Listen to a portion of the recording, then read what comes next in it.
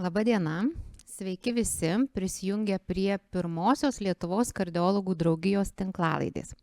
Lietuvos kardiologų draugija startuoja naujų formatu, pirmą kartą rengdama tinklalaidės ir planuojama kiekvieną mėnesį pristatydama aktualias kardiologijos temas, aktualias ne tik tai gydytojams kardiologams, bet ir visų kitų sričių gydytojams. Ir tinklalaidžių misija yra pristatyti įrodymais pagrįstos medicinos žinias paprastai, suprantamai, aiškiai visiems. Mes džiaugsimės, jeigu ir pacientai klausysis mūsų tinklalaidžių ir dėl to, kad iš ties tam, kad pasiekti geriausius gydymo rezultatus, reikia mūsų visų bendradarbiavimo. Na, o dabar pristatau pirmąją tinklalaidę. Šiandien kalbėsim tikrai aktualią temą. Paliesime antiagregantus ir antikoaguliantus, kokius juos reikia naudoti, kada, kaip ilgai, kad visi suprastume, tiek gydytojai, tiek pacientai. Ir su manimi kartu šiandien gydytojai ekspertai, kurie pateiks mums tas įrodymais pagrįstos medicinos žinias labai paprastai, labai aiškiai ir suprantamai. Taigi džiaugiuosi pristatydama šiandien Lietuvos sveikatos mokslų universiteto ligoninės Kauno klinikų kardiologijos klinikos išeminės širdies skyriaus gydytoja, docentė Lina Bardauskienė. Sveiki. Lietuvos sveikatos mokslų universiteto ligoninės Kauno klinikų kardiologijos klinikos intervencinės kardiologijos skyriaus vadovą, profesorių Ramūną Uniką. Labai džiaugiuosi, jog su mumis kartu ir Lietuvos sveikatos mokslų universiteto ligoninės Kauno klinikų šeimos medicinos klinikos gydytoja lektorė Olga Vasiliauskienė ir docentas Gediminas Urbonas. Taigi iš ties nieko nelaukiant pradėsime ir tema yra pakankamai plati, todėl ją sutarėme aptarti kaip 5 klinikinės situacijas, kurios dažniausiai pasitaiko mūsų kasdieniai klinikiniai praktikoje. Ir kviečiu pradėti nuo pirmosios situacijos, tai bus ūminės išemijos sindromai. Žinau, kad docentė Lina kasdien gydo tokius pacientus. Ir tiesiog kviesiu pradėti tokių pačių paprasčiausių klausimų.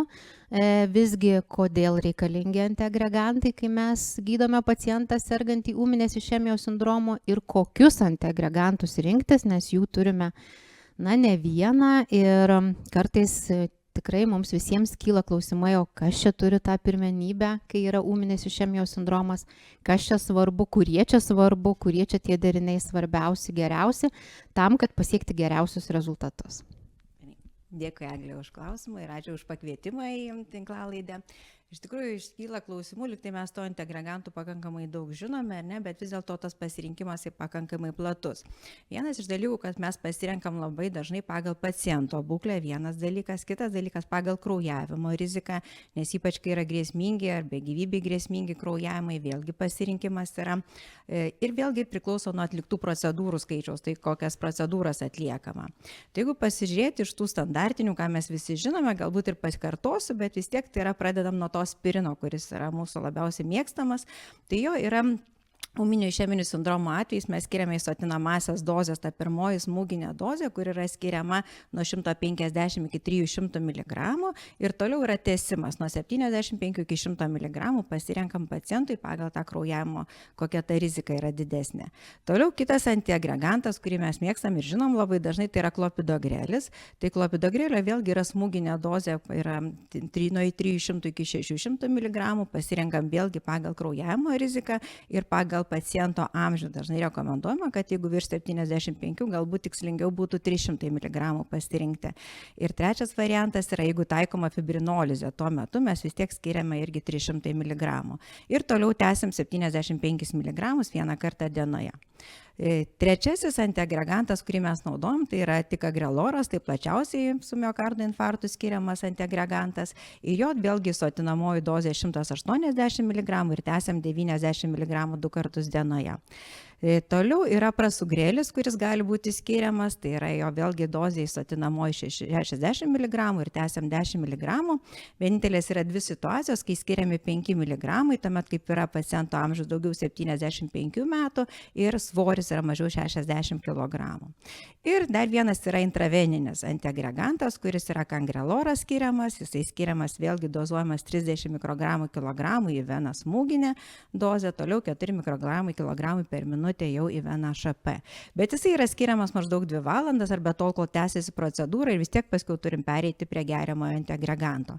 Taigi išlieka klausimas, kokius pasirinkti. Aspirinas iš tikrųjų lieka tas pagrindinis, kuris kaip bazinis vaistas ir šalia mes skiriam antrąjį antiagregantą ir pirmo pasirinkimo vis dėlto tai yra tik agreloras. Jeigu, sakykime, galim rinktis ir prasugrėlį, bet klopidogrelio poveikis yra mažesnis antiagregacinis ir nežinom į paciento savybės kaip suveiks, dėl to pirmas pasirinkimas, jeigu yra, tai yra tik agreloras. Vėlgi, kada tą pradėti skirti vaistą? Aspirinas, tai sotinamosios dozės iš karto, kai yra ūminis išeminis sindromas, visada išlieka klausimas, kada skirti tą antrąjį antiagregantą. Tai yra taip, kad rekomendacijose parašyta, kad jeigu turime miokardo infarktą su ST pakilimu, tai įsotinamą dozę duodam iškart, nes mes galvojame apie reperfuzinį gydymą. Jeigu turime miokardo infarktą be ST pakilimo arba nestabilią krūtinės anginą ir nežinom vainikinio arterijų anatomijos ir numatom, kad vis dėlto angiografiją atliksim per 24 valandas, tokiu atveju įsotinamosios dozės duoti nereikia antrojo antiagreganto. Išlieka visada klausimas, ką daryti, jeigu yra vis dėlto galvojama angiografiją daryti po 24 valandų, tai antros B klasės rekomendacija liktai yra, kad galim ir skirti įsotinamą dozę, bet galim ir ne, ir tokių griežtų rekomendacijų nėra. Aš gal kaip šeimos gydytojas norėčiau paklausti, vienas klausimas yra, kiek laiko 2 antiagregantus skirti, nes dalis pacientų, kurie grįžta pas mus kaip šeimos gydytojus, jie pergyvena dėl to, kad geria 2, nes mato tų kliniškai nereikšmingų kraujavimų, bet jos varginančių iš nosies, mėlynės atsiranda ir kiti dalykai. Tai jie turi 2 klausimus. Kiek laiko man čia reiks 2 vaistus gerti? Kitas klausimas, ar galima gerti kas antrą dieną. Tai gal toksai labai primityvus klausimas, bet susidurėm su juo kasdien. Gerai, tai profesoriui perduosiu, gerai, gal jisai pakomentuos kaip intervencija. Ačiū. Tikrai docentė Lina labai gerai papasakojo apie pradinį gydymą antiagregantais. 2 antiagregantais, kadangi mes kalbame apie ūminius išemijos sindromus, tai visuotinai yra priimta, kad susirgus ūminiais sindromais yra skiriami 2 antitrombocitiniai vaistai arba 2 antiagregantai. Iš tikrųjų klausimas, kiek laiko tuos 2 antiagregantus vartoti yra labai aktualus. Tikrai ne visada pacientai pageidauja vartoti kiekvieną dieną 2 kraują skystinančius vaistus. Vieni skundžiasi, kad kraujuoja galbūt iš nosies, kiti skundžiasi, kad visos rankos mėlynos ir visada galvoja, tai o gal ir smegenyse yra panašių kraujosrūvų ir kitose organuose. Aišku, iš kitos pusės mes kaip gydytojai visada galvojame, tikrai reikėtų vartoti tuos vaistus, nes neduok Dieve užsikimš stentai arba įvyks antras infarktas, o kiekvienas stento užsikimšimas gali staiga sukelti staigią mirtį. Tai daug visokių klausimų reikia spręsti ir daug kalbėti su pacientu ir aišku nepamiršti tų situacijų, kada tarptautinės rekomendacijos mums leidžia vartoti trumpesnį laiką 2 antiagregantus. Tai visų pirma, viskas turėtų priklausyti nuo kraujavimo rizikos, kurią reikėtų įvertinti pagal tai, koks paciento amžius, kokiomis dar lygomis pacientas serga. Gal jam jau yra buvę kada nors rimti kraujavimai vartojant panašius vaistus ir panašiai.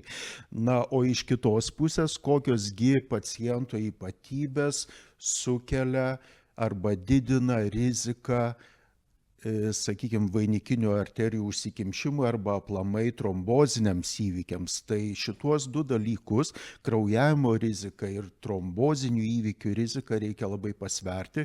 Tai aš iš savo pusės galiu pasakyti, kadangi nemažai stentų pridedame pacientam į arterijas, kurie serga ūminiais sindromais. Tai visų pirma, kuo daugiau stentų, kuo didesnis stentų skaičius, tuo didesnė yra trombozinių įvykių rizika. Tai reiškia, 2 antiagregantų gydymą reikėtų ilginti šitiems pacientams, net ir esant tam tikrai kraujavimo rizikai. Iš kitos pusės galima netgi skaičiuoti bendrą stentų ilgį, kadangi vienas stentas gali būti labai ilgas ir gali būti 3 ar 4 stentai gerokai trumpesni, tai suminis ilgis bus tas pats, tai vėlgi čia labai svarbu žinoti. Aišku, pacientai, kuriems jau kartojosi ūminiai išemijos epizodai, tai jie vėlgi turi didelę trombozinių įvykių riziką, viską reikia labai pasverti, bet pagal tarptautinės gaires reiktų prisiminti, kad persirgus ūminiu išemijos sindromu 2 antiagregantus reikėtų vartoti 1 metus. Ir tai dažniausiai bus mūsų nuo seno įprastas aspirinas plus tikagraloras, jeigu tai buvo, kaip sakiau, ūminis išemijos sindromas. Reiškia 1 metus. Kokios gali būti išlygos šitam vartojimui? Na, yra pacientų, kuriems yra planuojamos tam tikros operacijos, ar sąnarių protezavimo, ar kitos kokios operacijos. Ir neduok Dieve pasitaiko ir pacientų, kurie serga kokios tai lokalizacijos vėžiniais susirgimais, kur visi nori kuo greičiau išoperuoti. Tai kas yra tas kuo greičiau, kur tas laikas? Taigi, kiek mes galime sutrumpinti nuo metų iki kažkokio minimalaus termino? Na, pacientams, kurie blogai toleruoja 2 antiagregantus arba kuriems reikia daryti kokias kitas procedūras, galima šitą laiką sutrumpinti iki pusės metų, bet aš kalbu po pusės metų ne apie nutraukimą abiejų antiagregantų, bet nutraukimą tik 1 antiagreganto ir toliau jau tęsti gydymą 1 antiagregantu. Jeigu kraujavimo rizika yra dar didesnė ir jeigu labai laikai spaudžia, reikia labai greitai kažką tai operuoti, galima šitą trukmę sumažinti iki 3 mėnesių, bet vėlgi labai reikėtų pasvarstyti apie trombozinių įvykių riziką ir jeigu įmanoma, šiek tiek dar prailginti daugiau negu 3 mėnesiai, reiškia 2 antiagregantų vartojimą. Na ir aišku, kraštutiniais atvejais, kas nėra labai jau rekomenduojama, bet gyvenimas yra gyvenimas ir situacijos kartais susiklosto taip, kad mums reikia nutraukti 2 antiagregantų vartojimą jau po 1 mėnesio. Tas taip pat yra nedraudžiama, bet vėlgi aš kalbu apie 1 kurio nors iš 2 antiagregantų nutraukimą. Dar iš vienos pusės galiu pacituoti visą eilę klinikinių tyrimų, kuriuos atliko stentus gaminančios kompanijos ir ten buvo įtraukti ir sergantieji ūminiais išemijos sindromais pacientai. Reiškia, buvo lyginamos 2 pacientų grupės, vieniems buvo tęsiama 2 antitrombocitinė terapija standartiškai metus laiko, kitiems buvo paliekamas dažniausiai tik tai klopidogrelis jau po 1 mėnesio ir turiu pasakyti, kad šitiem pacientam trombozinių įvykių nepadaugėjo, o kraujavimo komplikacijų buvo mažiau. Aišku, reikia kalbėti apie tam tikrą pacientų atranką, ne visi ten buvo įtraukti, bet tokių bandymų sumažinti trukmę 2 terapijos yra. Tai daug kalbėjau. Jo, labai aiškiai atsakėte klausimą, ačiū labai, bet aš dar tik norėčiau, taip kilo mintis klausant jūsų, gal šiuolaikiniai stentai, jie yra mažiau protromboziniai. Kaip jums atrodo, nes jūs su tuo susidurėt, bet stentai vis tiek savo evoliuciją turėjo ir tie antitromboziniai vaistai buvo susiję su stentais, dengtais vaistais, kiek pamenu, kurie galėjo sąlygoti, tie vaistai, kurie padengti, galėjo sąlygoti trombozį ir ta visa istorija čia prasidėjo, apie kurią šnekam. Tai kaip ta stentų evoliucija, nes yra puikia galimybė jūsų paklausti, nes jūs turbūt Lietuvoje geriausiai tą žinot. Na tikrai apie stentus galiu kalbėti ir aplamai intervencinė kardiologija išgyveno 4 revoliucijas, pradedant nuo paprasto išplėtimo paties gydytojo pasigamintų balionėlių, paskui metalinių stentų atsiradimu, kurie nebuvo padengti jokiais vaistais. Na, tų stentų neigiama savybė buvo tai, kad per pirmuosius mėnesius jų viduje priaugdavo tokio randinio audinio ir vėl susiaurėdavo arterijos. Na ir galų gale po 2000 metų atsiradę vaistais padengtieji stentai, kurių labai gerai žinoma pirmoji karta, tai Cypher ir Taxus stentai, jau aš drįstu vadinti juos firminiais pavadinimais, nes visas pasaulis apie juos kalba. Na, jie pasirodė, kaip rožinė svajonė, atseit niekam nebereikės chirurgijos, visus stentuosime ir nematys niekas vargo, tačiau pasirodo, kad net praėjus ne tik 1 metam, bet net praėjus ir 1,5 metų, tie stentai buvo linkę trombuotis, reiškia sukelti infarktus ir numirdavo žmonės nuo tų infarktų. Tai tuomet pradėjo kompanijos gaminti kitus stentus, kurie jau buvo pavadinti antrąją vaistais padengtų stentų karta. Ir tie stentai, aišku, ir jų pačių metalinis karkasas patobulėjo ir patobulėjo polimerinė danga, kuri yra impregnuojama šitais specialiais vaistais.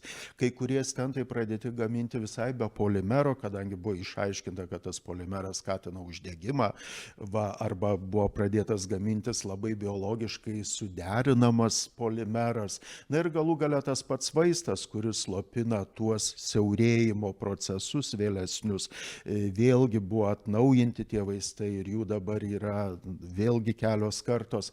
Tai paskutiniai vaistais padengtieji stentai tikrai turi, patys kaip stentai, jie sukelia labai mažą trombozinių įvykių riziką, dėl to, kaip sakiau, kompanijos ryžosi padaryti klinikinius tyrimus, kur antitrombocitinė dviguba terapija nutraukiama jau po 1 mėnesio, paliekant vietoj 2 vaistų tik 1. Ir rezultatai tikrai yra daug žadantis. Aš manau, dar kol kas gairėse neatsirado rekomendacijos aukštos klasės, bet manau, gana greitai turėtų atsirasti.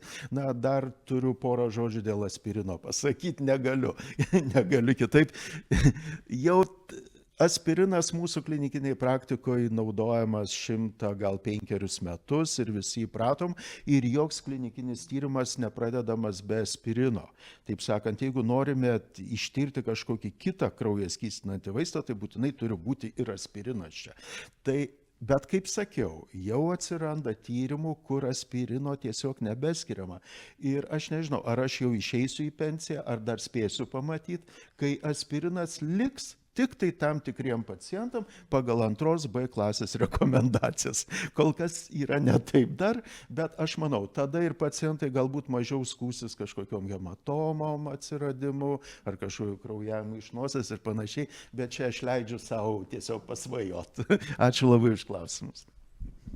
Tai dar pratęsiant šitą pačią profesoriaus mintį, aš turiu dar vieną klausimą, galvojant apie tai, kai mes tarkim, trumpinam tą trukmę, neskiriam tą 12 mėnesių dėl tam tikrų svarbių priežasčių, kurį tą antiagregantą siūlytumėt pasirinkti ir ką čia kalba įrodymai. Ar visgi lieka aspirinas, ar lieka kitas antiagregantas? Taigi, kai mes kalbam, vėlgi labai svarbus klausimas iš tikrųjų. Na, aš kaip ir atsakiau, kad aspirino aš nenoriu.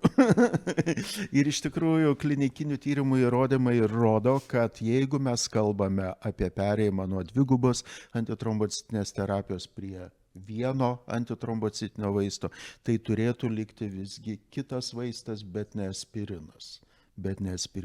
Nors aišku, jeigu yra situacijų kitų, jeigu planuojama kažkokia operacija ir chirurgai nenori operuoti, aišku, su 2 antiagregantais nenori, bet nenori operuoti ir su klopidogreliu ar tikagrelorų, nes jie neturi kažkokio priešnodžio, vadinkime, ne priešnodžio, bet reiškia, jeigu bus rimtas kraujavimas, tai jie neturės jokių priemonių, kaip su juo sukovoti. Tai tuomet galbūt ir galima daryti išlygas, paliekant vien tik aspiriną, nes chirurgai žino, kaip sukovoti su aspirino poveikiu esant problemai. Tai vėlgi klausimas dvilypis, bet šiaip gairės rekomenduoja palikti kitą vaistą, ne aspiriną.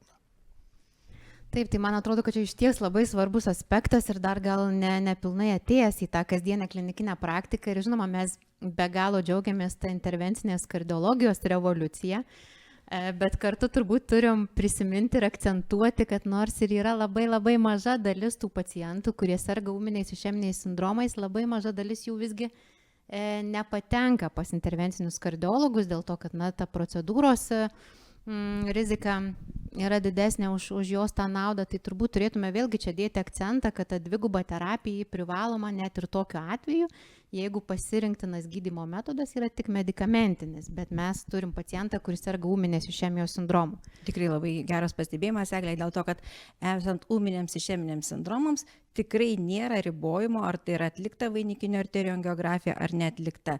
Visi pacientai 12 mėnesių turi gauti dvigubą antiagregacinę terapiją. Tikrai taip. Taip. Ir iš tiesų man teko klausyti vieną tinklalaidę, kurioje diskutavo Jungtinėse valstijose dirbantys kardiologai ir kalba apie antiagregantus. Ir klausimas pacientui iš tikrųjų, kai tu kalbė apie ticagrelorą ir apie tai, kad vaistą reikės gerti 2 kartus dienoje, tai vienas kardiologas sakė, aš pirmiausiai klausiu savo paciento, jūs turite man atsakyti nuoširdžiai, ar jūsų gyvenimas leis vaistą vartoti 2 kartus dienoje. Jūs turit man tai prižadėti, jeigu jūs man tai prižadat, aš jums skiriu šitą vaistą, nes iš ties tas antiagregantų potencialas, tas gal kaip čia vadinasi stiprumas, jisai yra skirtingas, ar ne, ir mes jau dabar žinom, kad iš ties ticagreloras turi pranašumų lyginant su klopidogreliu, kuris būtų skiriamas 1 kartą dienoje, ne viskas pacientui patogiau, bet galbūt kreipčiausi į daktarę Olgą, kad kaip čia su tais pacientais kalbėti ir iš tikrųjų, ar tas klausimas, aptarti tą klausimą, kad čia reikės gerti 2 kartus dienoje, kad tą darysime 12 mėnesių, kad čia ne vienos dienos klausimas, ar tai būtų svarbu tą diskutuoti, kaip kad daro kitur. Iš tikrųjų, ačiū už klausimą, kas geriau pažįsta pacientą negu šeimos gydytojas. Ir žinot, mes pradedam nuo to, kai ateina pacientas, paklausiam, kokius vaistus vartojat. Nes pacientas buvo stacionare, jam buvo kažkoks įvykis, jam paskiria naujų procedūrų, intervencijų ir jisai ateina su baime. Su baime pacientas pasisavina informacijos labai mažai. Ir mes pradedam, taip, kardiologai viską papasakojo, kaip reikia vartoti vaistus. Slaugytojas paduoda, reabilitacija mokina. Ir jis ateina pas mane ir aš sakau, kokius vaistus vartojat? Nežinau. O ar išpirkot vaistus? O man parašyti? Aš įsivaizduoju, kad jam ir parašyta, ir surašyta ant lapelio, ir duota į rankas, ir mes pradedam viską iš naujo. Ir pradedam iš naujo, kokie vaistai. Ir žinot, mes aišku nepasakojam pacientui, kaip profesorius pasakoja apie stentus. Ir aš sakau, žinot, tokios kraujagyslės. Ir tose kraujagyslėse yra tokie praplatėjai. Ir jeigu jisai užsikimš, bus naujas infarktas. Ir žinot, bet tam, kad jis neužsikištų, jūs turit gerti šitą vaistą. Šiandien šitas vaistas yra svarbiausias. Bet jeigu jūs išgersit 1 kartą, efekto nebus. Todėl, kad tas vaistas veikia ne visą parą. Jūs turit gerti, kad būtų pilna dozė 2 kartus tą vaistą. Daktarė, bet man tiek daug prirašė vaistų. Bet jeigu mes nenorim pasikartojančio infarkto, o jisai gali įvykti, nesvarbu, koks nuostabus chirurgas jums įdėjo nuostabiausią stentą, bet jeigu negersit vaistų, mes vėl atsidursim ligoninėje. Tai pradedam nuo tokių gąsdinimo pacientų, bet iš tikrųjų ne gąsdinimo, o aiškiname su pacientu, nes pacientas atrodo viską žino, bet iš tikrųjų tai pacientas daug ko nesupranta. Nes ta baimė, stacionaras neduoda savo to tokio suvokimo būklės. Ir dar, aišku, labai svarbu, žinot, mūsų pacientai yra visi dauginių ligotumo. Visi turi daug ligų ir visi turi polifarmaciją, dažniausiai. Ir tada mes peržiūrėjom visus vaistus ir visas ligas. Nes nuo to priklausys, ar yra rizikos trombozei didesnis, ar yra rizikos kraujavimui. Tai nežinau, ar atsakiau jūsų klausimą. Taip, tai ačiū labai, aš tai galvoju, kad iš ties tas aptarimas paciento ir tokio paciento įvedimo į tą gydymo procesą ir leidimo ir jam pačiam rinktis tą vaistą, paaiškinant apie tai, sakykime, kokia būtų nauda skiriant ticagrelorą ir priimant tą trūkumą, kad visgi aš 12 mėnesių turėsiu gerti vaistą ryte vakare, ne? Ir leidžiant jam kartu galvoti apie tai, kad kas būtų, jeigu mes rinktumėmės kitą vaistą, supažindinant vėlgi su tom visom situacijom. Ir gal turbūt tik irgi visiems primenant, kad šiaip jau ticagrelorui yra vienintelė kontraindikacija skirti, tai yra buvusi intracerebrinė hemoragija. Visi kiti kraujavimai nėra kontraindikacija startuoti gydymą juo, kai mes turime tą ūminės išemijos sindromą. Tai ačiū labai ir keliaukim prie antros situacijos. Tai yra vadinasi lėtinės išemijos sindromai. Čia yra kita muzika visai, sakyčiau, ir čia vėlgi ta muzika turbūt yra skirtinga, priklausomai nuo to, ar mes turim pacientą, kuris yra gydytas intervencinių kardiologų, sakykime, visai neseniai, per pastarąjį mėnesį, pavyzdžiui, ir kai turim tik pacientą, kuris turi įrodytą išeminės širdies ligą vaizdo tyrimais, bet neplanuojame jokių intervencijų ir planuojam jį toliau gydyti tik vaistais. Kuo čia skirtusi tie antiagregantai šiems dviem pacientam, ar nesiskirtų, gal ką sako įrodymai? Ačiū, Eglė, už šitą klausimą. Vėlgi klausimas, gal kiek ir siauresnis negu ūminių sindromo atveju, bet vis tiek nėra labai siauras. Jeigu pradedant kalbą nuo tiesiog lėtinių išemijos sindromų, kurių pagal paskutinę klasifikaciją yra net 6 tipai, tai čia galima, taip sakant, kalbėti visą šitą popietę, bet šitiek tikrai nenorėčiau kalbėti, todėl kad yra klausimų, į kuriuos net nelabai ir literatūra galėtų atsakyti.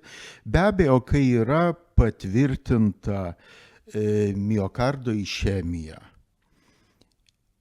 ar kaip mes rašome išeminę širdies ligą diagnozėse.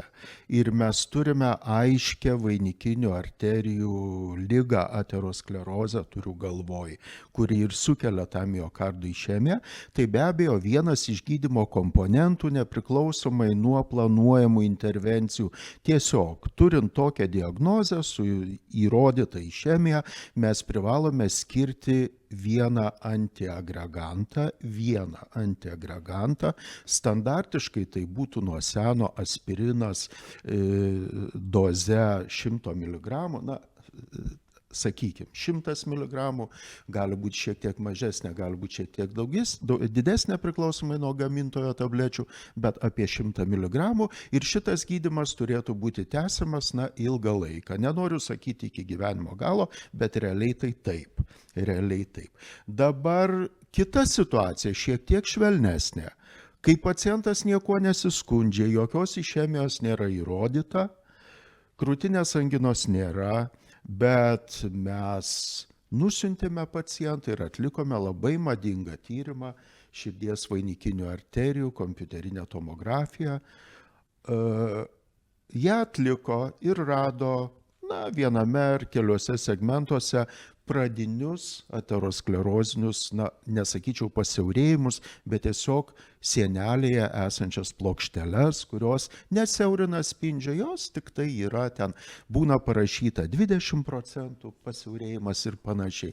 Dar kita situacija, kai radiologas ar kardiologas net negalėjo užbaigti šito kompiuterinio tyrimo, nes buvo per daug kalcio vainikinių arterijų sienelėse.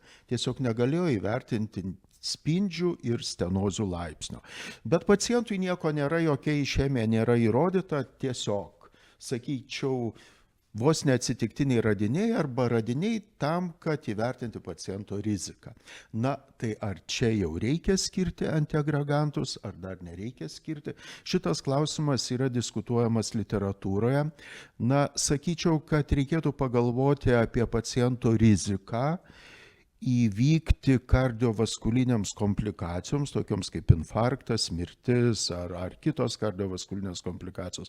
Ir jeigu ta rizika yra vidutinė, didesnė, tuomet net ir nesant reikšmingų stenozių, bet esant pradiniai aterosklerozei, reikėtų skirti vieną antiagregantą.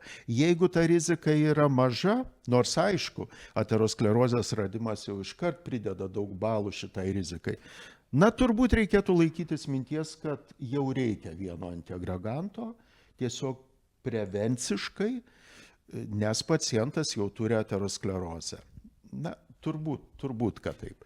Toliau, kita situacija, jeigu pacientui yra planuojama vainikinių arterijų intervencija arba jau atlikta intervencija ir jau yra implantuota stentų, bet pacientas serga lėtiniu išemijos sindromu. Tai vėlgi, vien stentų implantavimas reikalauja pradėti 2 antiagregantus, 2 antiagregantų vartojimą. Ir tai vėlgi standartiškai turėtų būti aspirinas plus kitas vaistas, tik čia jau nebe tikagreloras, nebe prasugrelis, bet visus įrodymus vis dar turi klopidogrelis. Ir šitas 2 antiagregantų gydymas turėtų tęsti 6 mėnesius, nepriklausomai nuo stento rūšies, nuo to, kiek stentų, standartiškai 6 mėnesiai. Bet aišku, jeigu vėlgi mes turim didelę kraujavimo riziką, jeigu pacientas planuoja kažkokią operaciją ir panašiai, galima šitą trukmę apriboti iki 3 mėnesių arba net iki mėnesio. Ypač jeigu pacientas dar turi ir antikoaguliantus vartoti, čia dar bus kalba, kaip suprantu šiandien. Tai vėlgi galima apriboti iki 1 mėnesio, bet jau su tam tikrom išlygom ir paliekant vieną antiagregantą. Tai čia aš kalbu apie būklę po stentavimo. O po 6 mėnesių tada jau natūraliai lieka tik tai vienas antiagregantas. Tai klausimas, kuris antiagregantas, standartiškai nuo seno aspirinas, bet jeigu pacientas jaučia dispepsijos reiškinius, o tai būna tikrai neretai vartojant aspiriną, tai tarptautinės gairės leidžia aspiriną pakeisti klopidogreliu ir standartiškai po 1 tabletę per dieną toliau vartoti ilgą laiką. Aš gal dar vieną klausimą tą temą turėčiau. Mes truputį praleidom dar vieną tokią, nebe visai naujieną jau, kurią turim Lietuvoje ir gerai kompensuojama, tai kraujagyslinė rivaroksabano dozė. Taip. Ir tikrai turim daug pacientų, kuriem baigėsi tas anksčiau ir vėliau tas laikotarpis po ūmaus koronarinio sindromo. Ir tas lėtinis koronarinis sindromas vis tiek jisai lieka. Ir ypatingai tiems pacientams, mūsų Solga pacientams, kur šalia yra diabetas, dar ir galbūt praeinančios galvos smegenų išemijos atakos buvo, insultai buvo. Koks būtų jūsų požiūris, kokią jūs matot vietą aspirino plus kraujagyslinės rivaroksabano dozės 2,5 mg 2 kartus? Abiems jums būtų klausimas. Tai čia 2 kartus per dieną. Vėlgi, kadangi Eglė prieš tai akcentavo tą vartojimą 2 kartus per dieną, tai rivaroksabano 2,5 mg jau 2 kartus per dieną tenka vartoti, plus dar aspiriną. Tai, aišku, šitas gydymas turi savo įrodymus ir aš manau, jis yra naudingas, nors dar pagaunu save, kad aš dar prie šito nepripratau. Aš dėl to ir klausiu. Taip, ateina pacientai vartojantys šitą derinį ir šitas derinys būna paskirtas ar rekomenduotas bendrosios praktikos gydytojo. Aš save pagaunu, kad kažkaip aš dar nelabai esu skyręs, tai galbūt reikėtų ir pasitemti. Aš pasakyčiau, kad tikrai yra gerai, kai turime pasirinkimą. Jeigu tai tikrai, mano supratimu, polivaskulinis pacientas, diabetas, po ūminio sindromo, gal ne po vieno ūminio sindromo, taip, reikėtų rinktis kiek įmanoma naudingesnį šitam pacientui derinį. Tikrai pritariu, bet visur reikia tam tikro įpročio, nes šitas derinys nėra taip labai plačiai dar paplitęs, kaip kad aspirinas plus tikagreloras. Po ūminio. O Lina kaip galvoja? Taip. Tai iš tikrųjų, taip, šiaip rekomendacijose tikrai labai gražiai surašyta, tai iš tikrųjų dar prirašyta ne tik rivaroksabanas, yra šitas tikagreloro 60 mg 2 kartus, kurį neturim klopidogrelį, galim palikti 75 mg ir prasugrelio 10.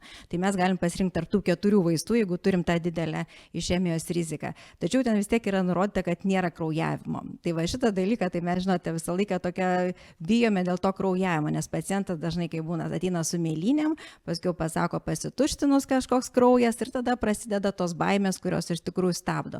Bet jį esant tikrai dideliems išemijos rizikai, kai yra periferinių kraujagyslių liga, kai sunkiai reguliuojamas cukrinis diabetas, kai turi inkstų funkcijos nepakankamo, kai mes tikrai žinom, kad trombozės didesnės, aš manau, tikrai tas vaistas labai tinkamas.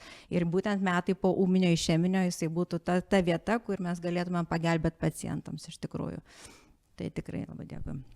Taip, iš ties aš dar galvoju, kad mes pakalbėsim apie šitą galimybę, nes tikrai galim ir turim ją naudoti ir tikrai yra pacientų, kuriems to reikia, bet tai nėra visų pacientų sergančių lėtinė išeminės širdies liga arba persirgusių ūminių išeminių sindromo gydymas. Tai yra tikrai turbūt tų pacientų gydymas, kurie serga ne vieno, ko gero, baseino, turėtume bent jau visur akcentas į tai dedamas, bet jeigu baseinai yra 2, ypač jeigu jie yra 3, tai yra periferinės arterijos ir galvos smegenys dar, tai tikrai turėtume skirti, naudotis ir žinoma, žvelgti į tą kraujavimo riziką ir kas kartą iš naujo įvertinti, kur ta rizika yra didesnė.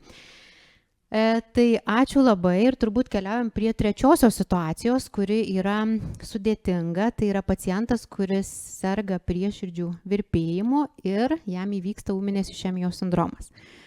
Čia visokių pasikeitimų su šitais pacientais, kadangi išties čia kalbam jau labai apie tokius sudėtingus derinius, antiagregantus tenka derinti su antikoaguliantais, tai kaip ilgai, kas turėtų įeiti tos derinius, klausčiau docentės Linos. Tai jeigu pasižiūrėt, iš pradžių pradėkime nuo to, kad jeigu atvyksta pacientas, ar ne, su tokiu, arba turime įvyksta miokardo infarktas ir pacientas jau vartojantis yra geriamosius antikoaguliantus, ar ne, ir tada klausimas, mes žinom, kad ūmioj fazėje visą laiką duodam hepariną, neskiriame, arba mažos molekulinės masės heparinus, tai va čia visą laiką iškyla klausimas, ar galime skirti ar negalime. Iš tikrųjų yra tai, kad jeigu pacientas yra tikrai su ūminiu išeminiu sindromu, tai neturi vienas dalykas stabdyti intervencijos atlikimo, tai šitas dalykas yra taip. Ir kalbant apie nefrakcionuotą hepariną arba mažos molekulinės masės heparinus, turėtų būti mažesnės dozės.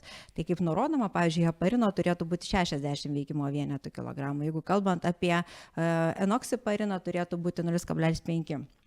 Tai va čia yra, kad mes kalbam apie mažesnės dozės pacientų skirimui, bet vis tiek neturim stabdyti ir kad negalima skirti.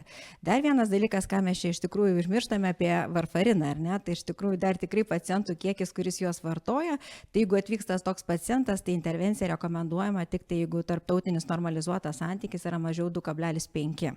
Tai tokiu atveju ir per būtent arteriją radialis tą prieigą, kuri būtų. Tai vienas dalykas, tai čia yra ta pirmoji atvykimo problema. Toliau tas skirimas. Visą laiką tai yra klausimas tos 2 antiagregantų ir to vieno antikoagulianto skirimas. Tai jeigu pasižiūrėt, kalbant, užbaigiant su varfarinu, tai visą laiką mes palaikom tarptautinį normalizuotą santykį 2,5, o jeigu kalbant apie kitus antikoaguliantus, ne vitamino K, mes turim pagalvoti apie kraujavimo riziką. Jeigu vis dėlto paciento kraujavimo rizika yra didelė, tai mes turėtumėm sumažinti rivaroksabano dozę iki 15, dabigatranų 150-110 kartus dienoje, tam, kad vis dėlto gal bijotumėm tų kraujavimo, apiksabano ir redoksabano dozės nesimažina pagal kraujavimą.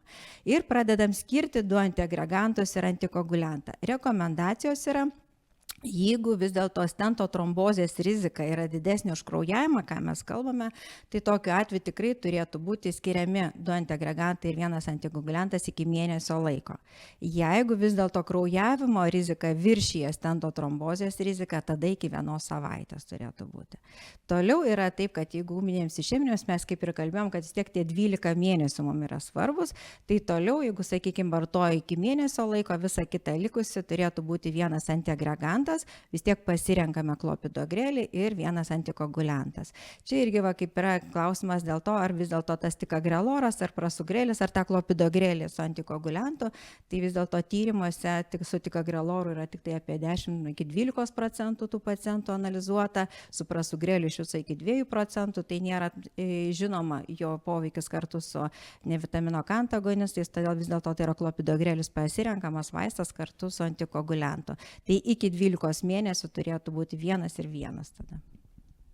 Tai ačiū labai, tai gal tik tai apibendrinant galim pasakyti taip, kad dažniausiai trigubo terapija yra tol, kol pacientas yra stacionare, ne, tai yra 1 savaitės reikalas. Labai retai, išimtinais atvejais, kada trigubos terapijos reikia ilgiau negu mėnesio, bendrai pacientų, kuriems trigubos terapijos reikia mėnesį, yra santykinai nedaug, tai yra tie, kurie turi ypatingai didelę išeminių įvykių pasikartojimo riziką, ar ne? Ir kad pirmasis antiagregantas, kurį iš to trigubo derinio nutraukiam, tai yra aspirinas, ar ne, lieka klopidogrelis, tiek tikagreloras, tiek prasugrelis turi 3 klasės indikaciją pagal esamas gaires, tai reiškia negalimi skirti tam trigubam derinį arba tam dvigubam derinį. Vėlgi, kai kalbam apie antikoagulianto pasirinkimą, pirmo pasirinkimo Kaip sakytumėt, kuris čia būtų? Ar visgi varfarinas senasis, ar mes turėtume rinktis ne vitamino K antikoagulantą? Tai jeigu yra ne vožtuvinis, tai tikrai yra ne vitamino K antagonistas. Bet jeigu vis tiek turime vidutinę arba sunkę mitralinio vožtuvo stenozę, protezuotus vožtuvus ir mechaninius protezus, tikrai rinktumėmės varfariną.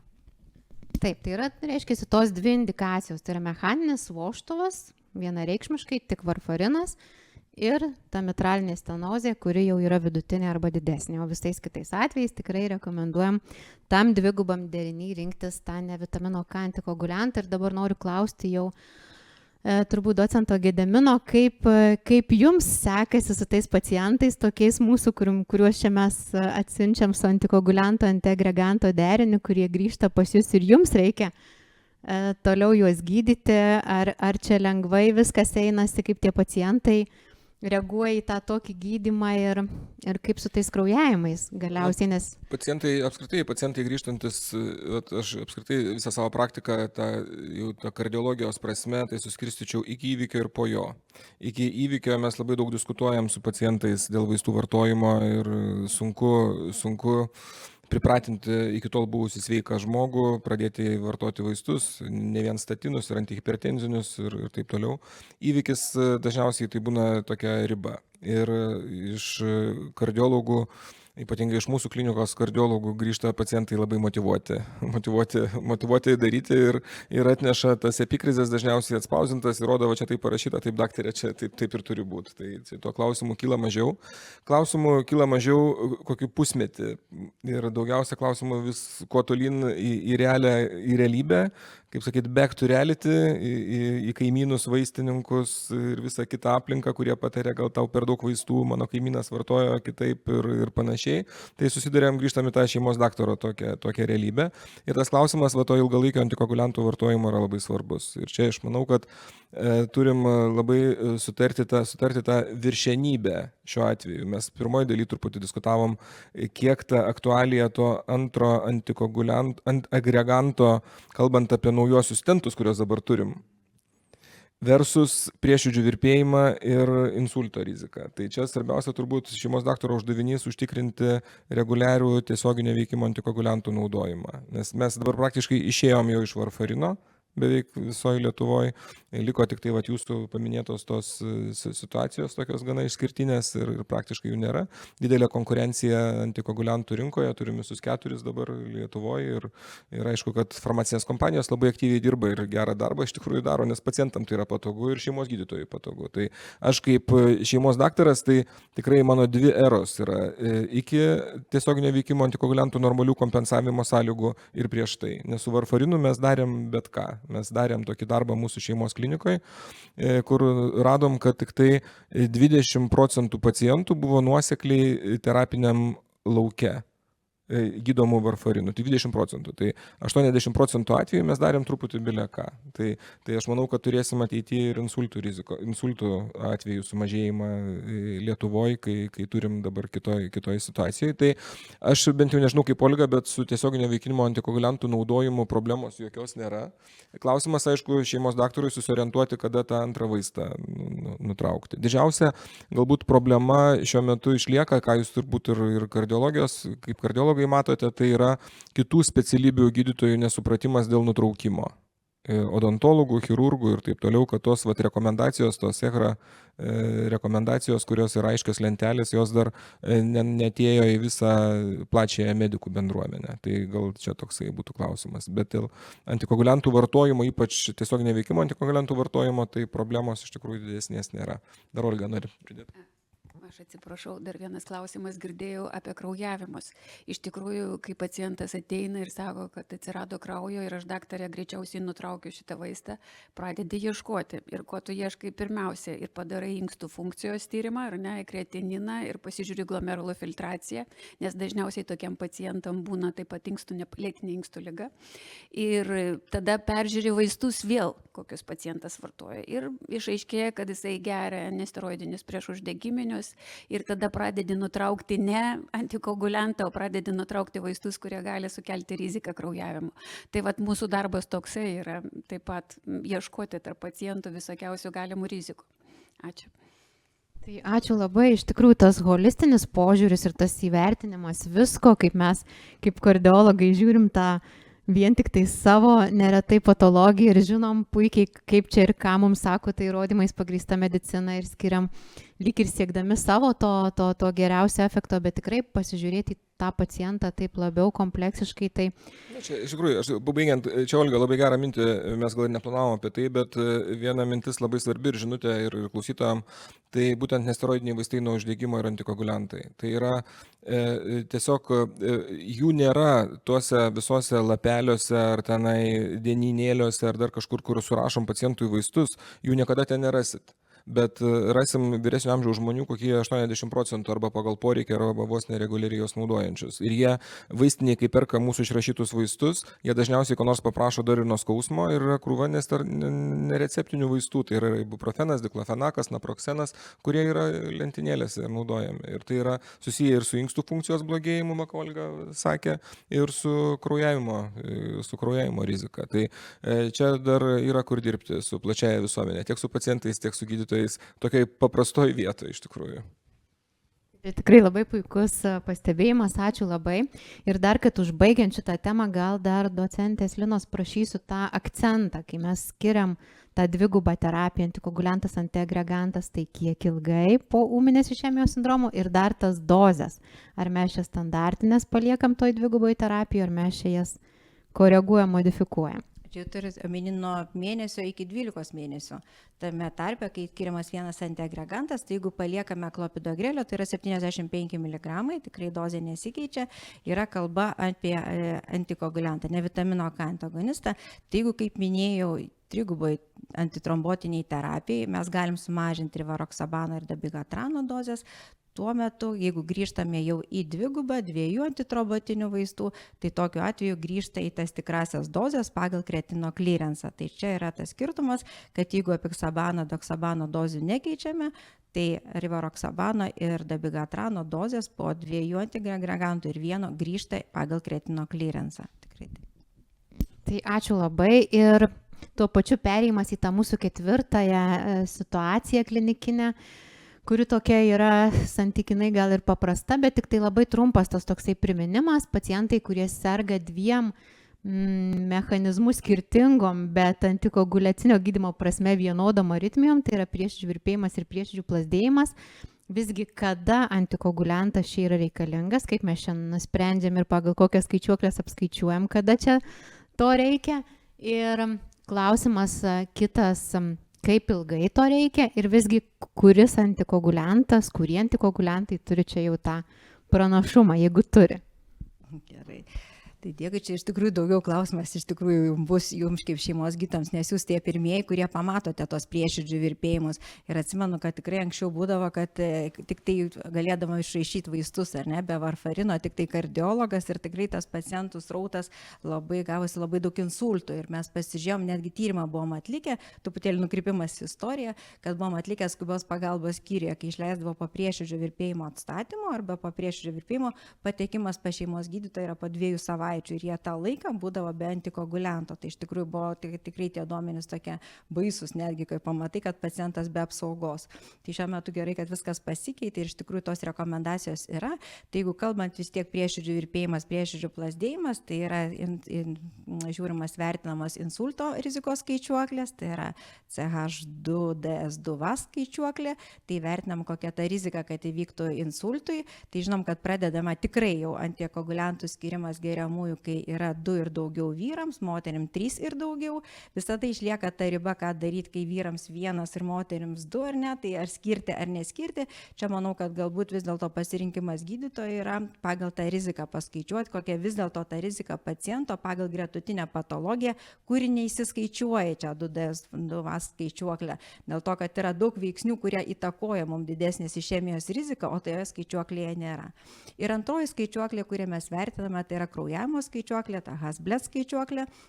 Vėlgi pasižiūrim, kokia ta kraujavimo rizika pacientams, bet vis dėlto pirmas prioritetas tai yra insulto buvimas, insulto įvykis, todėl pasirinkimas yra pagal šią DSV skaičiuoklę. Ir kompensavimą, tai galbūt čia jau šeimos daktarai galės truputėlį daugiau pasakyti, jeigu galite tą tikslius matavimus, kuriuos jūs atliekate, nes mes dažniausiai paskaičiuojame, jūs žiūrite, jeigu ir varfarino tos visas tarptautinius normalizuotus santykius. Tai jeigu galėtumėte, Olga, gal pakomentuotumėte jūs tada.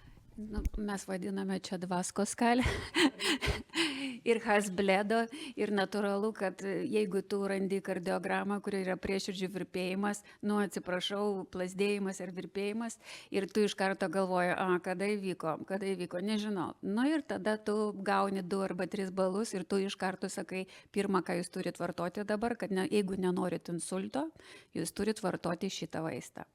Ir antikoagulantą, kokią mes pasirenkam, iš tikrųjų kompensuojami jie visi yra dabar, aš taip suprantu. Ir negaliu pasakyti, kad turiu kažkokį vieną, tokį, kokį tam žmogui reikalinga, greičiausiai pagal jo inkstų funkcijos rodiklius, tokį ir paskiriam antikoagulantą, bet tik neišleidžiam pacientų jokių būdų be antikoagulanto. Kas daugiau, matot, kaip iš tikrųjų mes pirmi, kurie pamatom pacientą su prieširdžių virpėjimu. Aišku, reikia įvertinti ne tik tai, kad jam reikalingas, natūralu, kad jam reikalingas antikoagulantas, bet aš kaip šeimos gydytojas negaliu išleisti, jeigu jam yra dusulys arba širdies nepakankamumas. Ir tada pagalvoti apie diuretikose ir apie kitus vaistus. Ir aišku, jeigu yra tachyforma, kad beta blokerio nepamiršti, jeigu jisai iki tol nevartojo arba vartojo netaisyklingom dozėm. Tai jeigu yra stabilus. Ir aišku, parašom tam kardiologui siuntimą ir pacientas laukia, bet tu sakai, kad tu tas 3 savaitės privalai gerti taip antikoagulantą, kad jeigu tam, kad apsispręsti toliau, ką mes darysim, ar mes gražinsim tą ritmą, ar negražinsim to ritmo. Tai mes dar irgi dėl pasirinkimo dar pasižiūrėti, kaip ar ne, kurį pasirenkam, ar ne, čia, sakykime, nevardinsim ar ne preparatais, bet visą laiką yra žiūrima daug niuansų. Tai vertinimas vienas dalykas, tai yra pasižiūrime, ar tai yra nuo dozės kokie parametrai paciento priklausomi, ne. Tai vienas dalykas yra svoris, kuris mums labai svarbus, inkstų funkcija, apie kurią kalbėjome, ne, kuri būtų kepenų funkcijos sutrikimai, nes irgi ne visi tam tikri metabolizmai kepenyse vyksta. Žiūrime, kokie vaistai yra vartojami, dėl to, kad dalis kai kurių antikoaguliantų negalim skirti, nes yra per kepenų CYP sistemą yra tas poveikis ir mes turime vertinti, ar nėra jų tarpusavio sąveikos. Tai pavyzdžiui, kad sakykime, kad yra koks amiodaronas didina to edoksabano poveikį, arba sakykime, dronedaronas rivaroksabano poveikį. Tai čia yra, mes turime atsižvelgti, koks šalia vaistas yra skiriamas. Kitas dalykas, kai sako vis tiek tas compliance'as, paciento norimas vartoti ar 1 ar 2 kartus dienoje, mes vis tiek turime įsivertinti. Amžius, kuris vienas iš rodiklių, kad pasižiūrėtum, kuris saugesnis, kraujavimai, žiūrim pagal ar iš virškinimo trakto, ar mes turime odos kraujavimus, kas galėtų būti sąlygota. Tai sakykim, tų veiksnių, kurie įtakoja patį preparato pasirinkimą, yra pakankamai daug, tik tai reikia atsisėsti ir kiekvieną jų pastudijuoti, o šitas užima pakankamai daug laiko. Tai iš tikrųjų, tai bet pasirinkimas vis tiek turėtumėm pagalvoti, tai nėra, kad jie visi vienodi į vieną eilutę sustatyti, bet kiekvienas pacientas, kaip sakau, turi savo, pagal savo gretutinės ligas vartojamus vaistus ir tai, sakykim, kokie papildomi šalutiniai poveikiai ir taip toliau yra. Na čia inkstų funkcija turbūt svarbiausia, vis tiek pirmiausia turėtume akcentuoti dozį ir čia, jeigu žiūrėti šeimos gydytojo uždavinių, tai aišku, savalaikė diagnostika, tai ką Olga labai gražiai čia kalbėjo, tai tikrai nėra mėnesio, sakysim, mano apylinkėje, kad aš neturėčiau naujo prieširdžių virpėjimo. Tai visuomet jų yra. Ir jų, kas ieško, tas randa. Tai čia labai svarbu žinutė šeimos gydytojams. O kita žinutė, tai antikoagulantus, tai yra toks dinamiškas paskirimas tiesioginio veikimo antikoagulantų. Todėl, kad inkstų funkcija keičiasi laikui bėgant, natūraliai senstant organizmui, nuo fizinio aktyvumo, nuo kitų dalykų. Ir tiesiog norėčiau priminti galbūt, kad kretiną reiktų matuoti priklausomai nuo glomerulų filtracijos greičio. 1,0 numesti ir žinosim, po kiek mėnesių vėl kitą kretininą padaryti. Ne? Jeigu 50, tai ne anksčiau, ne vėliau kaip po pusmečio. Jeigu 30, tai po 3 mėnesių. Jeigu gera inkstų funkcija, tai gal kartą per metus. Tai taip drąsiai neperrašinėti iš tos mažesnės į didesnę. Neperrašinėti recepto visą laiką didesnės dozės, kai galbūt reikia mažesnės. Arba kai skiria mažesnę, pereiti laiku į didesnę. Nes tai irgi susijęs su insulto rizika. Vienas iš tyrimų yra toksai atliktas, kuris labai aiškiai parodė, kad čia ne Lietuvoje, tarp kitko, ir čia visur bendrai tokia yra didelė problema, kad gydytojai bijodami kraujavimų pasitarę su pacientu dažnai neteisingai renkasi mažesnėje dozę. Ir aiškiai yra parodyta, kad tais neteisingo pasirinkimo atvejais insultų įvyksta daugiau. Tai tas dozė tiesiog neveikimo antikoagulianto turėtų būti parenkama labai atsakingai. Ir žiūrint tą tokią rutiną ir šeimos daktaro praktiką, 40, 30, 50 pacientų per dieną ir tą receptų perrašinėjimą, tai nebijau to pasakyti, tas vyksta Lietuvoje, mes tuos dalykus kartais labai svarbius praleidžiam. Ir čia akcentas turėtų būti labai svarbus. Tai papildysiu, kad iš tikrųjų mes labai dažnai tos pacientus prieširdžių virpėjimo, kur stacionare matome, tai neurologijos skyriuje, su insultais, kurie sužino pirmą kartą, kad yra įvykęs, kad jisai turėjo prieširdžių virpėjimo, apie ką jisai net nežinotų. Ir kaip sakau, kai pirmas įvykis yra insultas ir kai gyvenimo kokybės nukrenta, tai va čia yra labai didelis dalykas ir labai ačiū, kad tu tą užakcentavot, kad tai jeigu išrašai, tai nereiškia, kad visam gyvenimui tas pats ir eina su ta pačia doze. Ta kontrolė, jinai būtina, kad atrodytų, kad vis dėlto kas čia tas pats vaistas, bet iš tikrųjų jisai labai daug, pati dozė gali įtakoti ir nulemti gyvensenos. Labai teisingai. Dar norėjau iš savo pastebėjimų ir dažniausių klaidų skiriant antikoaguliantus ir keičiant dozę. Aš labai nepastebiu, jam buvo tik 79, čia 80, čia 85, tai atsižvelgti į tą amžių. Man tai yra labai sunku, nes atrodo, jie nesikeičia. Ir aš nesikeičiu taip pat. Man tai dvi mintys dabar kilo iš viso šito pokalbio. Viena, kad mes, man atrodo, tai jau tikrai judam link tos personalizuotos medicinos link, kada vaistą parenkam pagal konkretų pacientą.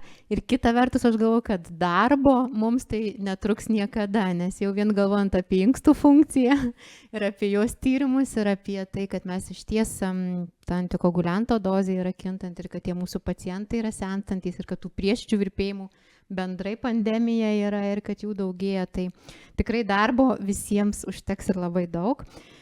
Ir ką, judam link paskutinės situacijos, trumpos, tie pacientai, kurie visgi yra širdies chirurgų prisiliesti ir kaip čia turėtume elgtis, čia tikrai kažkokių labai didelių pasikeitimų, sakyčiau, kad nėra. Pirmoji ta situacija, kurią norėčiau pakalbėti, tai yra tie, kurie yra su mechaniniais protezais, tai nepriklausomai nuo to, kurioje pozicijoje aortos, mitralinio vožtuvo ar triburio vožtuvo yra protezas, nėra jokių išlygų, yra vienintelis vaistas varfarinas, kuris dozuojamas parenkant pagal INR. Ir koks turėtų būti tas INR, vėlgi čia jau šiek tiek link tos personalizuotos medicinos, bet jeigu mes užtikriname bent jau tą 2,5 dydį INR, tai sakyčiau, tai yra visai gerai, jeigu kalbam apie tą bendrinę populiaciją, tie, kurie turi tą didesnę trombogeniškumo riziką, tai turėtume siekti ir to rodiklio aukštesnio link 3, bet čia vėlgi tos idealios galimybės ir idealios sąlygos užtikrinti yra kartais sudėtingos, svarbiausia, kad tai yra varfarinas ir kad tai yra pasiekta terapinė antikoaguliacija. Kaip elgtis, kai pacientas yra po plastikos procedūrų? Yra labai aiškus sutarimas dėl mitralinio ir triburio vožtuvo plastikų, 3 mėnesiai varfarinas. Po to, jeigu pacientas neturi kitos indikacijos, tai neturi aritmijos, neturi trombo kairiame skilvelėje, reiškia, nėra kitos indikacijos antikoaguliantui, antiagregantas, šiuo atveju senas aspirinas kol kas, lieka gydymo visam paciento gyvenimui. Kai kalbame apie aortos vožtuvo plastikas, įrodymais pagrįsta medicina kalba apie tai, kad visgi antikoaguliantas čia kaip ir neturėtų būti skiriamas. Na, mes kol kas darom kitaip, tai yra kol kas laikomės tos pačios taisyklės kaip ir prie kitų vožtuvų plastikų, tai yra pirmosius 3 mėnesius skiriame varfariną, o toliau jau tęsiam vieną antiagregantą, kaip kad sakytų gairės elgtis nuo pat pradžių. Kalbant apie biologinius vožtuvus, čia labai svarbu, kadangi galimybė šiai dienai yra 2, tai yra chirurginis vožtuvo protezavimas, bet mes jau turim labai plačias ir kateterinio gydymo galimybės ir ypatingai aortos vožtuvo kateterinis protezavimas yra visiškai įprasta klinikinės praktikos dalis, tai čia skirtumai išties egzistuoja. Jeigu yra chirurginiu būdu implantuotas protezas, nepriklausomai nuo to vėlgi, kurioje pozicijoje jisai yra, 3 mėnesiai varfarinas, negalima sakyti, kad nėra klinikinių tyrimų jau dabar atliktų su ne vitamino K antikoaguliantais. Adoksabanas jau turi nedidelės apimties 200 pacientų tyrimą, tačiau vienu tyrimu, žinoma, ir mažos apimties tyrimų niekas nesiremia. Ten nebuvo daugiau trombozių per pirmosius 3 mėnesius skiriant jau nebe varfariną, o kitą antikoaguliantą, bet žinoma, čia laukiama didesnės apimties tyrimų šitoje srityje, taigi kol kas tik varfarinas pirmosius 3 mėnesius, o po to, jeigu nėra indikacijos antikoaguliantui, tai tik antiagregantas aspirinas visą paciento gyvenimą. Jeigu mes turim kateterinį protezą, čia situacija yra visai kitokia. Ir jeigu pacientas neturi indikacijos kitos antikoaguliantui, tai antiagregantas yra pilnai tinkamas ir turi būti skiriamas. Tai klausčiau dar vis tiek šeimos gydytojų, kokia jų būtų patirtis po to širdies chirurgijos, kaip čia sekasi su tais mūsų pacientais ir kokios problemos gal dažniausiai kyla. Iš tikrųjų, kai ateina toksai pacientas, tai atsakomybė, kaip ir su visais pacientais, bet tokius pacientus iš karto pasižiūri, koks tas vožtuvas tikrai. Ir tos algoritmus gal ne visus taip, kaip mūsų moderatorė pristato, ne visai taip žinau aš atmintinai, bet, sakysim, svarbiausiai tu žinai, kad biologinis vožtuvas valio, o mechaninis vožtuvas reiškia su varfarinu dirbti reikės visą laiką. Bet kas yra svarbiausiai, žinot, atsakomybės yra dėl ko daugiau. Dėl to, kad tu turi žiūrėti ne tik tai, kad jis vartoja kaip vaistus ir ką, bet kaip jisai jaučiasi ir kokie jo laboratoriniai tyrimai. Nes šalia to, kad tu jam atlieki, sakysim, jisai ateina, tu jau iš karto paklausai, apžiūri odas, visą, ką mes mokame.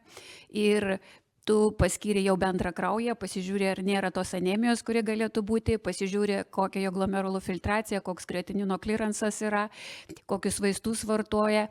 Aišku, neturi apžiūrėti burnos ertmę, pasižiūrėti, ar dantukai per tą laiką nesugedo, ar kažkas neatsirado, nes tu turi pagalvoti, kad ir endokardito profilaktika taip pat ant tavo dabar galvos.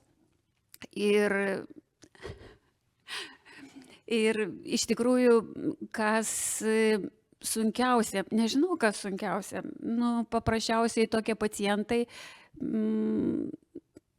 kaip ir visus stebi, bet niekada nepamiršti to algoritmo, kad kiek jisai turi vartoti tą antikoaguliantą ir kada tu gali nutraukti. Nes pacientas gali sugalvoti tai padaryti anksčiau.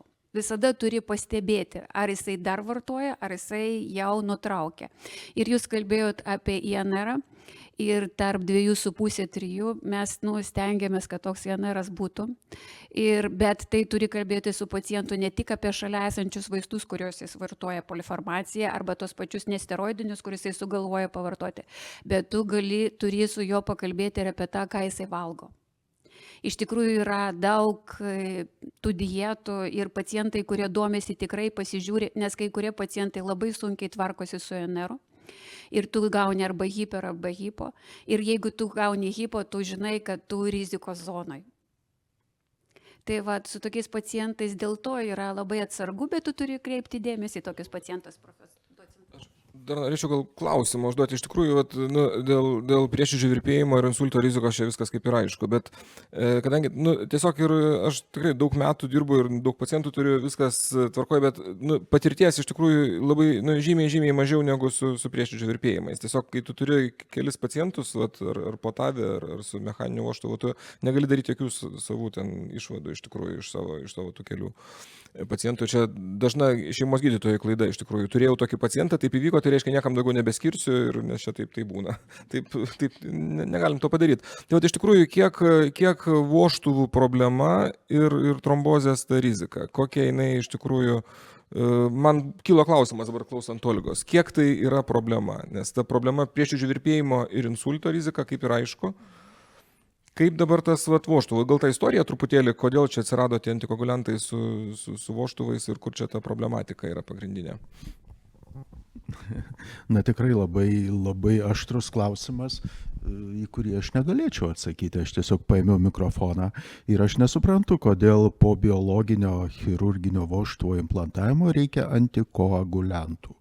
Mano supratimu visai nereikia. Ir nežinau, ar gairės tikrai rašo, kad reikia 3 mėnesius. Nu, aš tik pasitikslinau, ačiū. Bet po biologinio TAVI vožtuvo tikrai nereikia antikoaguliantų. Dažniausiai TAVI pacientus nusprendimą dėl jų gydymo antiagregantais dažniausiai gelbsti visos kitos ligos, kurios yra pas tą pacientą, nes TAVI pacientai dažniausiai yra vyresnio amžiaus pacientai, jau jie tikrai turi bent pradinę aterosklerozę, tai reiškia aspiriną ar klopidogrelį, galima jiems užsimerkus skirti. Jeigu yra prieširdžių virpėjimas, tai aišku, tada reikia skirti antikoaguliantą, bet užteks vieno antikoagulianto po TAVI implantavimo. O šiaip, aišku, aš galiu įsivaizduoti ir situaciją, kad po kažkokio perkateterinio gydymo, galbūt jaunesniam pacientui, nebūtinai po aortos vožtuvo perkateterinės procedūros, gali nereikėti skirti nei antikoagulianto, nei antiagreganto, galbūt plaučių arterijos kokio vožtuvo implantavimo jaunesniam žmogui. Tai biologinio vožtuvo vėlgi turiu galvoj. Tai mano pastebėjimai tokie, bet iš tikrųjų labai daug klinikinių tyrimų, net ir po TAVI, klinikinių tyrimų, kurie būtų tirti antiagregantų požiūrių, tikrai nėra daug. Tikrai nėra daug ir dažniausiai mes sakom, tai turbūt, kad paskirsim kažką tai, bent jau aspiriną.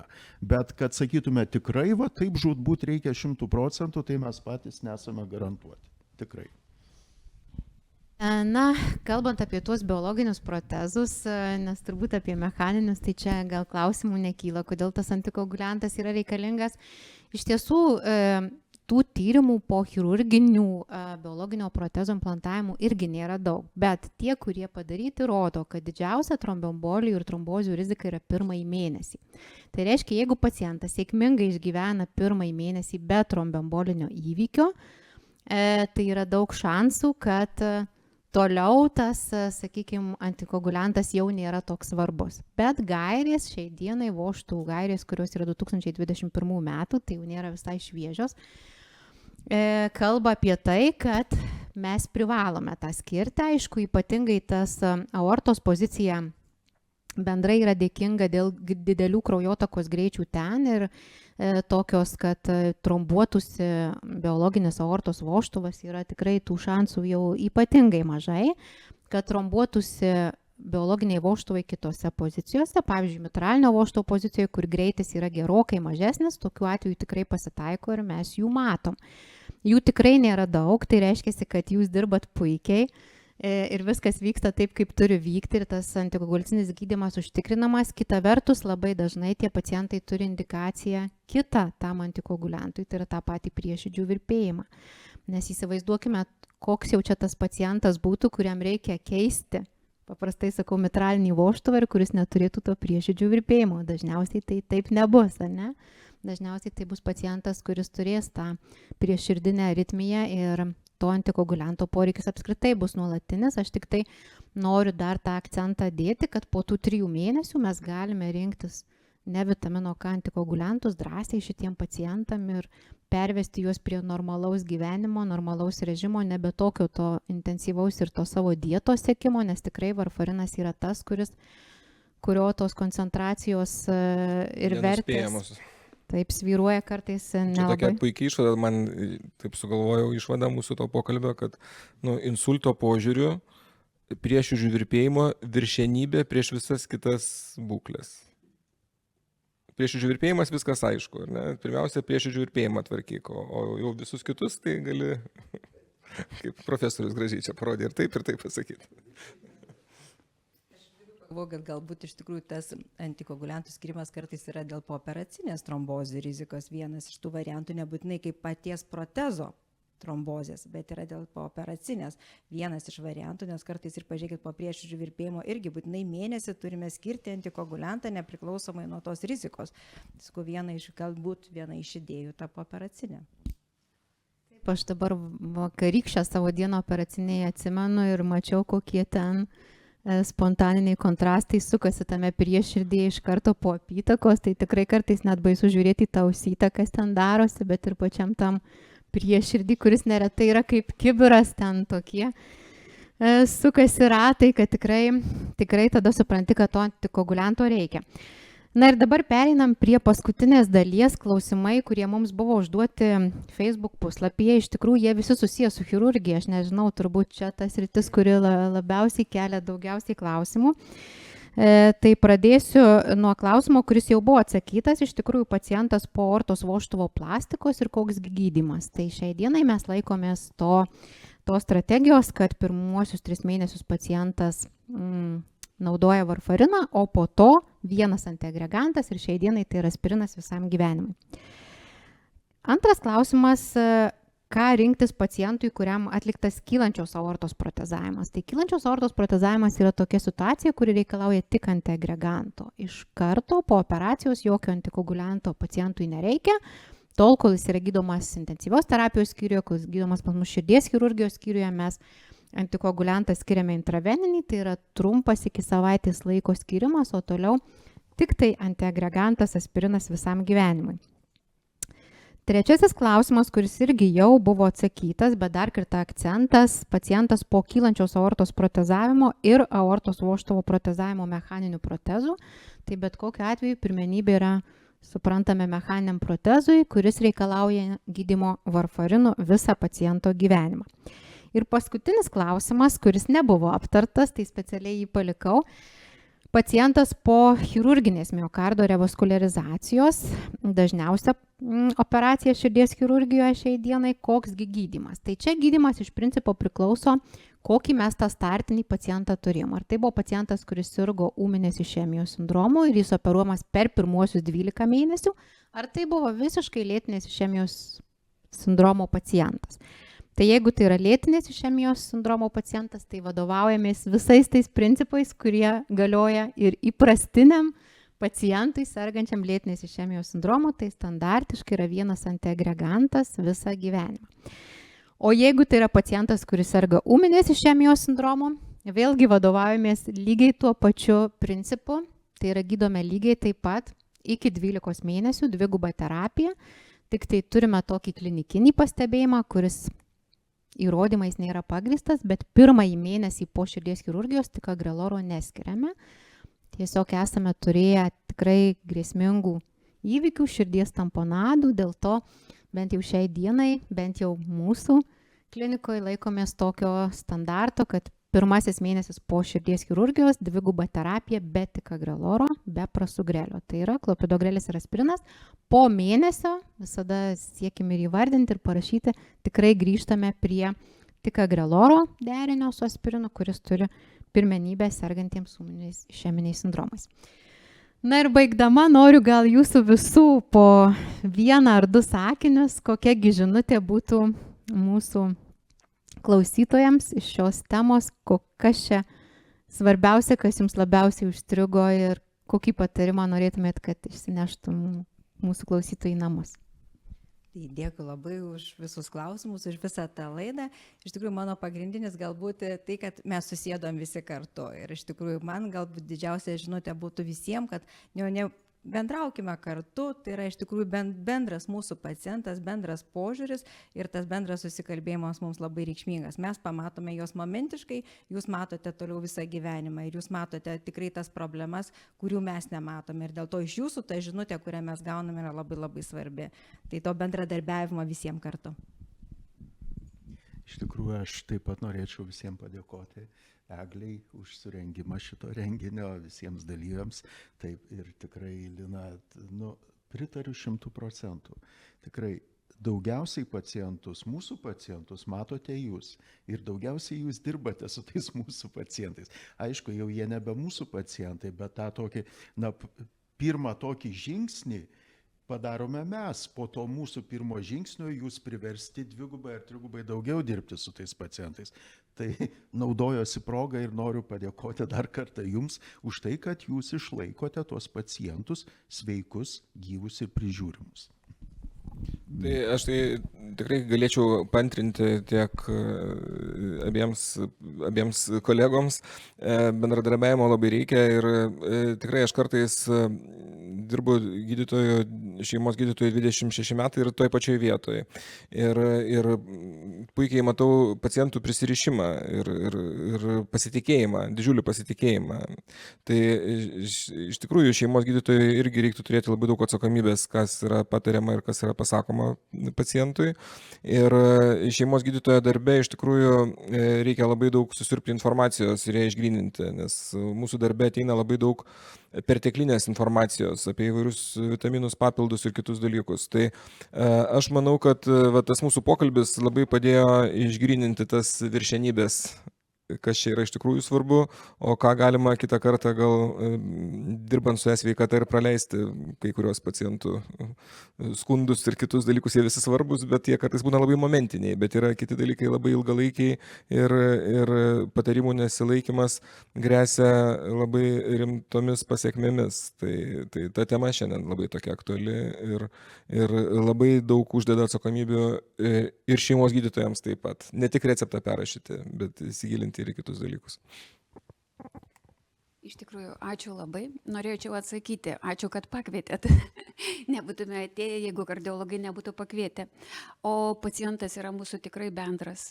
Ir jūs pradedat, mes tęsiame, arba mes pradedam ir paskui pas jūs, kaip negaila būtų.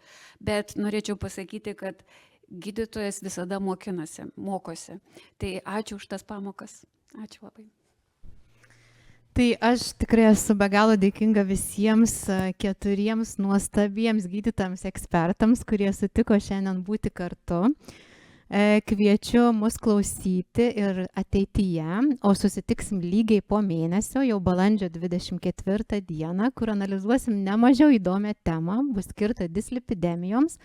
Taigi kviečiu užduoti klausimus Facebook puslapyje, jūsų lauks taip pat gydytojai ekspertai, taip pat dalinsis savo įžvalgomis ir savo pageidaujamas temas, ką norėtumėte išgirsti, kviečiame taip pat siūlyti mūsų Facebook puslapyje. Dėkoju visiems, dėkoju Lietuvos kardiologų draugijai, dėkoju Lietuvos sveikatos mokslų universitetui ir sakau iki kitų susitikimų.